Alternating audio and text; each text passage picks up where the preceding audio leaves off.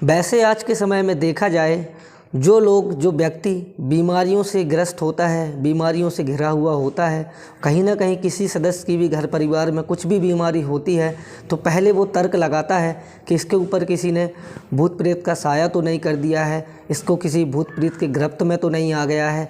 और ऐसे सोचने के बाद जो बाबा लोगों के पास ये व्यक्ति जाते हैं, बाबा लोगों के पास जाने के बाद जो बाबाओं को एक ताकत मिलती है, एक विश्वास मिलता है कि लोगों को ज़्यादा से ज़्यादा अंधविश्वास में घेरा जाए। और इस अंधविश्वास के चलते हुए लोग आज के समय में इतने इस अंधविश्वास का शिकार हो रहे हैं। कहीं कहीं तो जो महिलाएं बाबाओं के पास जाती हैं उनके साथ शारीरिक संबंध और उनके साथ बलात्कार जैसी घटनाएं आए दिन हमें देखने को मिल जाती हैं। और इस कहानी में भी कुछ इस तरीके का ही कृत्य घटित हुआ है जो आप लोगों के बीच में मैं लेकर आया हूं, जो सुनाने वाला हूं आप लोगों को आगे। तो नमस्कार, आदाब, सत श्री अकाल। मैं आपका अपना दोस्त संजय आज आप लोगों के बीच में एक ऐसी घटना लेकर आया हूँ जिसे सुनकर आप लोगों को विश्वास हो जाएगा कि जो बाबा लोग होते हैं जो अंधविश्वास फैलाते हैं और अंधविश्वास करते हैं, कहीं ना कहीं महिलाओं का शोषण तो करते ही हैं और जो लोगों से पैसे ऐंठते हैं, जो जेवरात वगैरह ऐंठते हैं, साथ में यह दुष्व्यवहार भी करते हैं और यह कृत्य भी घटित करते हैं कि लोगों के पास जैसे तैसे करके कुछ पैसे कमाते हैं और उनके ऊपर कुछ तकलीफ हो जाती है, छोटी सी तकलीफ हो जाती है। लेकिन जो व्यक्ति हैं आज के समय के मानव हैं उन्हें कहीं ना कहीं डॉक्टरों से ज़्यादा इन तांत्रिकों पर विश्वास होता है और इनके पास जाकर के जो अपना कमाया हुआ धन होता है वो पानी की तरह लुटा देते हैं। तो इस कहानी में कुछ इस तरीके का ही कृत्य घटित हुआ है। यह जो कहानी है, यह कहानी है उत्तर प्रदेश के लखनऊ शहर से तकरीबन 15 से 30 किलोमीटर दूरी पर ग्रामीण क्षेत्र में एक मस्जिद होती है, जहाँ पर एक मस्जिद में एक बाबा रहता है जो झाड़ फूँक करता है। उस बाबा का नाम होता है नूर मोहम्मद वारिस, जो कि वहाँ पर एक झाड़ फूँक करने का काम करता है और वहाँ पर लोगों का अंबार लगा रहता है। जब जब उसका दरबार चलता है वहाँ पर लोगों का अंबार लग जाता है, भीड़ काफ़ी होती है और वहाँ पर झाड़ फूँक का काम है जो ज़ोरों शोरों से किया जाता है। और कई लोगों के साथ इतनी बड़ी ठगी की जाती है कि 20-20 से 30-30 हज़ार रुपये तक की ठगी की जाती है। जो महिलाएं हमें दिखने में सुंदर होती हैं, अच्छी दिखने में होती हैं, उनके साथ वो बाबा दुष्कर्म करता है, बलात्कार करता है। और ऐसे ही एक महिला के साथ दुष्कर्म हुआ है, जिस महिला की अभी नई शादी ही हुई थी, 2 से 3 वर्ष उसकी शादी को हुए थे और उसकी अचानक से तबीयत ख़राब रहने लगती है। जो बिजनौर की रहने वाली है और बिजनौर से वो लखनऊ जो बाबा था उसके बारे में वहाँ पर काफ़ी ज़्यादा सुना हुआ था कि ये बाबा ऐसे झाड़ फूँक करता है, जो भूत प्रेतों का साया होता है उनके ऊपर से भूत प्रेतों का साया हटा देता है। तो जब वो महिला को इस बात को उसके सास ससुर को पता चलती है और उस महिला की तबीयत ज़्यादा बिगड़ने लगती है तो डॉक्टरों के दिखाने की बजाय यह इसके परिवार वाले उस बाबा की सलाह देते हैं कि उस बाबा के पास चलते हैं और वहाँ पर इसको दिखवाते हैं, इसके ऊपर भूत प्रेतों का साया हो गया है, वो बाबा इसको झट से भूत प्रेतों का साया उतार देंगे। तो यह घटना जो घटित हुई थी 10 अक्टूबर 2023 को ये घटना घटित हुई थी, जब वो महिला अपने सास ससुर के साथ वहाँ बिजनौर से वहाँ पहुँचती है, जो गांव का नाम था मड़िया गांव, वहाँ पर पहुँचती है। वहाँ पर एक मस्जिद होती है जहाँ पर नूर मोहम्मद वारिस एक तांत्रिक होता है, एक बाबा होता है जो झाड़ फूँक करने का काम करता है और कई लोगों को वो ठीक भी कर चुका था और कई लोगों के साथ ठगी भी कर चुका था। और इस महिला के साथ कुछ इस तरीके का कृत्य घटित होने वाला था कि इस महिला को कभी विश्वास नहीं हो सकता था कि इस तरीके का भी कोई कृत्य घटित कर सकता है कि एक जिस बाबा को लोग भगवान मानते हैं वो हैवान भी हो सकता है, वो बलात्कारी बाबा भी हो सकता है, वो लुटेरा बाबा भी हो सकता है। और कुछ इस तरीके से उस बाबा ने कृत्य किया और उस महिला के साथ बलात्कार जैसी घटना को अंजाम दिया। तो जब वो लोग वहाँ पर पहुँचते हैं तो उस महिला को वो बाबा देखता है तो वो महिला देखने में काफ़ी ज़्यादा खूबसूरत होती है और दिखने में भी काफ़ी अच्छी लगती है और जिसकी शादी को तकरीबन 2 से 3 वर्ष ही हुए थे। तो उस महिला का शरीर देख करके, सुंदरता देख करके वो बाबा मोहित हो जाता है और कहीं ना कहीं उसके घर वालों से कहता है कि इसके ऊपर भूत प्रेतों का कुछ ज़्यादा ही साया है, इसके ऊपर जिन का साया है, तो इस साये को उतारने के लिए मुझे इसे बंद कमरे में ले जाना पड़ेगा, वहाँ पर इसकी झाड़ फूँक करनी पड़ेगी, तब जाके इसका जो भूत प्रेत का साया है वो उतरेगा। तो जो इंसान है वो पूरी तरीके से अंधविश्वास में घिर चुका है। जब उन लोगों ने उस अपने गाँव से अपनी बहू को वहाँ पर लेकर के गए तो वो लोग तो अंधविश्वास में इतने घिर चुके थे, उन्हें सिर्फ ठीक चाहिए था, हमारा मरीज जो है वो ठीक हो जाए। तो वो बाबा की बातों में आ जाते हैं और वहाँ पर कहते हैं कि आप जहाँ मर्जी ले जा सकते हो लेकिन हमारी बहू को ठीक कर दो।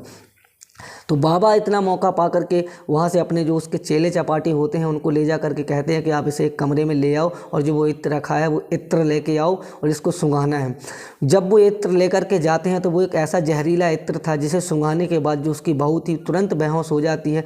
उसके बेहोश हो जाने के बाद बाबा उसके साथ ऐसी रंगरलियाँ मनाता है, उसके साथ रेप जैसी घटना को अंजाम देता है, उसके साथ शारीरिक संबंध बनाता है। और जो उसकी बहू थी, जो वो महिला थी, वो बेहोश पड़ी हुई थी, उसे कुछ पता नहीं था, कुछ याद नहीं था और उसके साथ जो शारीरिक संबंध बनाए, उसका यौन शोषण किया, उसके साथ बलात्कार किया। साथ में ही उस बाबा ने उसका वीडियो भी बना लिया और उसकी कुछ आपत्तिजनक फ़ोटो वगैरह भी खींच ली, जिससे कि वो आगे चल के उसको ब्लैकमेल कर सके, उसके साथ और ज़्यादा शारीरिक संबंध बना सके। और इतना ही करने के बाद जब बाबा बाहर आता है तो जो उसकी बहू थी उसको होश आता है। तो होश आने के बाद उसका जो प्राइवेट पार्ट था उसमें कुछ दर्द सा महसूस होता है। तो कहीं ना कहीं उसे यह महसूस हो जाता है कि मेरे साथ कुछ ऐसी घटना घटित हुई है जिसे मैं अपनी सास को ज़रूर बताऊंगी। और जो वहाँ पर जो उसकी सास बैठी थी वहाँ से वो कहती है कि आप चलो घर पर। और वो जो बाबा था वो कहता है आपको 8 से 10 दिन के बाद फिर से आना पड़ेगा, इसका एक बार और उतारा करना पड़ेगा, इसके ऊपर भूत प्रेतों का कुछ ज़्यादा ही साया है। इतना सब कुछ हो जाने के बावजूद भी जो बाबा की बुलंद इरादों को तो देख सकते हो आप, कितने अच्छे तरीके से बाबा उससे कह रहा है कि 8 दिन के बाद आप लोगों को फिर से आना पड़ेगा, इसका एक बार और उतारा करना पड़ेगा। उतारा करने के नाम पर बाबा ने उसके साथ जो बलात्कार किया, जो उसके साथ बलात्कार जैसी घटना को अंजाम दिया, यह एक ऐसा अपराध है जो व्यक्ति, कई लोग तो दबा ले जाते हैं और कई लोग अपने घर परिवार वालों को बता देते हैं। आज के समय में जो महिलाएं हैं इनके साथ इस तरीके के जो शोषण हो जाता है। कई बाबा लोग ऐसे होते हैं जो महिलाओं को इस भूत प्रेतों के साया के चक्कर में दबाव डाल करके इनके साथ शारीरिक शोषण कर देते हैं और ऐसा दबाव डालते हैं कि अगर तुमने किसी को बताया तो तुम्हारी लोक लाज सारी चली जाएगी। तो कुछ महिलाएँ हैं जो इसका विरोध कर देती हैं, अपने परिवार वालों को बता देती हैं, अपने आस पड़ोस में पुलिस स्टेशन में जा कर के सुना देती हैं। कुछ महिलाएँ अपनी लोक लाज के लिए यह घटनाएँ किसी को नहीं बताती हैं। तो आए दिन महिलाएं जो होती हैं जो बाबाओं के शिकार बन जाती हैं और बाबा इनका पूर्ण रूप से विश्वास जीत करके इनके साथ शारीरिक शोषण करने में कोई कसर नहीं छोड़ते हैं। और इस कहानी में भी कुछ इस तरीके का ही कृत्य घटित हुआ है। इसके बाद जब वहाँ से ये लोग निकलते हैं तो ये महिला थी जो अपनी सास को बताती है कि मुझे लग रहा है मेरे साथ कुछ गलत तो हुआ है। तो उसकी जो सास थी वो पहले तो विश्वास नहीं करती है, लेकिन फिर बाद में कहती है क्या गलत हुआ है मुझे बताओ। तो जो उसकी जो बहू थी वो कहती है मेरे प्राइवेट पार्ट में दर्द हो रहा है और पहले ऐसा दर्द नहीं हो रहा था। जब से मैं उस कमरे में गई हूँ मुझे कुछ याद नहीं है। मैं एक बिस्तर भी वहाँ पर लगा हुआ तो उस पर लेट गई और मुझे उसके बाद कुछ भी याद नहीं है कि मेरे साथ किस तरीके का कृत्य घटित हुआ है। इतना उसकी सास सुनती है। इतना सुनने के बाद उसकी सास को कहीं ना कहीं विश्वास हो जाता है कि बाबा ने कुछ ना कुछ तो मेरी बहू के साथ गलत किया है। और जो उसकी सास होती है, उसके परिवार वाले होते हैं, वहाँ से उसको ले जा करके पुलिस स्टेशन पहुँचते हैं। और पुलिस स्टेशन पहुँचने के बाद उस महिला के साथ जो शारीरिक संबंध बनाया था उसके बारे में पूरी जानकारी देते हैं। और पुलिस को भी कहीं ना कहीं ये विश्वास हो जाता है कि कहीं ना कहीं ऐसा हो भी सकता है और हुआ भी होगा।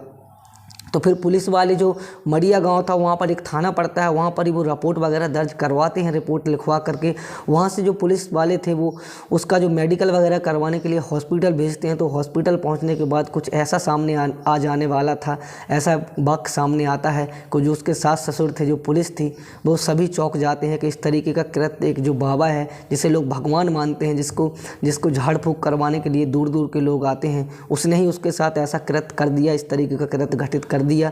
तो जब रिपोर्ट आती है मेडिकल हो जाने के बाद तो वहाँ पर स्पष्ट रूप से रिपोर्ट में आया था कि इसके साथ शारीरिक संबंध बनाया गया है, जो कि अभी बनाया गया, कुछ समय पहले ही बनाया गया है। इतना सब कुछ हो जाने के बाद वो रिपोर्ट वगैरह लिखवा देते हैं। लेकिन जो उसकी सास थी और वो बहू थी, वो दोनों पहले बाबा के पास दोबारा से जाते हैं और कहते हैं कि तुमने ऐसा क्यों किया। तो बाबा उन्हें धमकी देता है कि अगर तुमने पुलिस में जाने की कोशिश की तो मैं तुम्हारी वीडियो और ये फ़ोटो है जो सोशल मीडिया पर वायरल कर दूंगा, जिसकी वजह से तुम किसी को अपनी शक्ल दिखाने लायक नहीं रहोगे, अपनी इज्जत छुपाते फिरोगे, कहीं ना कहीं डूब के मर जाओगे। तो वो लोग डर गए थे कि मैंने रिपोर्ट तो कर दी है, कहीं ये बाबा वीडियो वगैरह फ़ोटो वगैरह वायरल ना कर दे, जिसकी वजह से मेरे जो घर परिवार की इज्जत है वो कहीं ना कहीं तहस नहस हो जाएगी। इतना सब कुछ हो जाने के बाद ये लोग एक अपना हौसला बनाए रखते हैं। पुलिस के पास तो इन लोगों ने रिपोर्ट वगैरह दर्ज कर ही दी थी। वहाँ पर पुलिस जब पहुँचती है, जब मौके वारदात पर पुलिस वहाँ पुलिस स्टेशन से चल करके उस बाबा के पास पहुँचती है, तो बाबा ने जो कृत्य घटित किया था। और वहाँ पर कुछ श्रद्धालु वगैरह भी होते हैं जो बाबा के झांसे में आकर के अंधविश्वास के चलते उस बाबा के पास झाड़ फूँक करने के लिए आते हैं। तो वो श्रद्धालु बाबा का साथ देने लगते हैं कि ऐसा कैसे कर सकते हैं, हम तो कई सालों से आ रहे हैं, हमारे साथ तो कहीं ऐसा घटित नहीं हुआ है। लेकिन जब यह घटना खुल जाती है, घटना खुल जाने के बाद फिर कुछ लोग और सवाल उठाने लगते हैं कि हमारे साथ भी इस तरीके का कृत्य इस बाबा ने घटित किया है। तो धीरे धीरे जब पिटारा खुलता है तो कई कड़ियाँ बाहर निकलती हैं, कई लोग अपने बलबूते को, अपने हौसले को बुलंद करके सामने आते हैं कि इस बाबा ने मेरे साथ भी इस तरीके का कृत्य करने की कोशिश की है। जैसे कि देखा जाए आए दिनों में हमने कई बाबाओं को देखा होगा, जैसे राम रहीम, आसाराम बापू, ऐसे कई बाबा हमारे भारत में उत्पन्न हुए जिन्होंने शारीरिक शोषण करके, लड़कियों का यौन शोषण करके उनके ऊपर केस चले, आज वो जेल में कई सालों से बंद हैं। और इस बाबा के साथ भी कुछ इस तरीके का ही कृत्य हुआ। पुलिस ने पूरी अपनी छानबीन करने के बाद पुलिस को पता चला कि इस बाबा ने सच में ही इस तरीके का कृत्य को घटित किया है। और पुलिस को फिर वहाँ से पुलिस स्टेशन ले जा करके पुलिस को उसके ऊपर जो आईपीसी की धाराएं वगैरह लगाती हैं, जो रेप की धाराएं 376 वगैरह लगा करके उसको जेल भेज दिया जाता है। और मेरा तो यही कहना है आप लोगों को कि ये ज़्यादा से ज़्यादा अपने जो आपकी तबीयत वगैरह ख़राब होती है तो हॉस्पिटल जाएं, जो MBBS इतने स्पेशलिस्ट जो डॉक्टर वगैरह होते हैं उनसे दिखवाएं, ना कि इन अंधविश्वास में पढ़ करके इन बाबाओं के पास जाएं। क्योंकि ऐसे में इन बाबाओं के हौसले बुलंद होते हैं और कहीं ना कहीं इन बाबाओं को मौका मिल जाता है कि उनके पास जब जनता जुड़ने लगती है, जो जनता उनके पास काफ़ी जनता का सैलाब पहुंच जाता है, तो कहीं ना कहीं वो इस तरीके के कृत्य करने के लिए मजबूर हो जाते हैं। और कहीं ना कहीं आप लोगों के साथ लूट-माट हो जाती है, कहीं ना आपसे बहुत सारी रकम ऐंठ ली जाती है और कहीं ना कहीं आए दिन महिलाओं को शारीरिक शोषण भी हो जाते हैं। तो मेरा यह स्टोरी सुनाने का उद्देश्य किसी को बदनाम करना नहीं था, आप लोगों को जागरूक करना था। अगर आप लोग मेरी स्टोरी सुन करके थोड़ा बहुत भी जागरूक होते हैं तो आप मेरे को कमेंट बॉक्स में बता सकते हैं। और अगर मेरी स्टोरियाँ अच्छी लगती हैं तो कमेंट बॉक्स में बता सकते हैं। कुछ मेरी अगर गलतियाँ हों तो उनको भी कमेंट बॉक्स में साझा कर सकते हैं। मिलते हैं अगले एपिसोड में ऐसे ही एक नई स्टोरी के साथ। तब तक के लिए आप लोगों को जय हिंद, जय भारत, वंदे मातरम।